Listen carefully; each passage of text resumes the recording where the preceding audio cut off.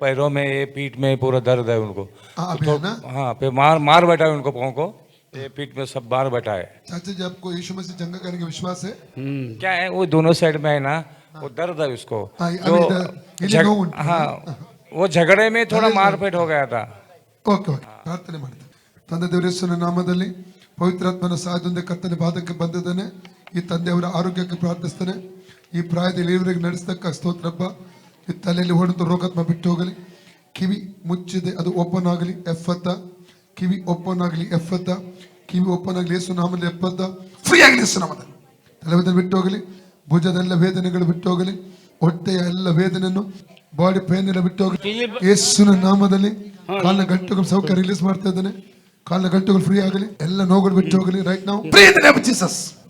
ನರಗಳು ಫ್ರೀ ಆಗಲಿ. ಮಾಂಸಖಂಡ ಫ್ರೀ, ಎಲ್ಲವೂ ಫ್ರೀ ಆಗಲಿ. Free in the name of Jesus. ಈಗ ನೋಡಿ ಇದರ ಗಾಯನ ಹೋಯ್ತಲ್ಲ. ಓಕೆ ಗಂಟೆ ನೋಡಿ ಹೋಯ್ತಲ್ಲ. ಓಕೆ ಹೇಳಿ ಯೇಸುವೇ ಸ್ತೋತ್ರ ಸ್ತೋತ್ರ.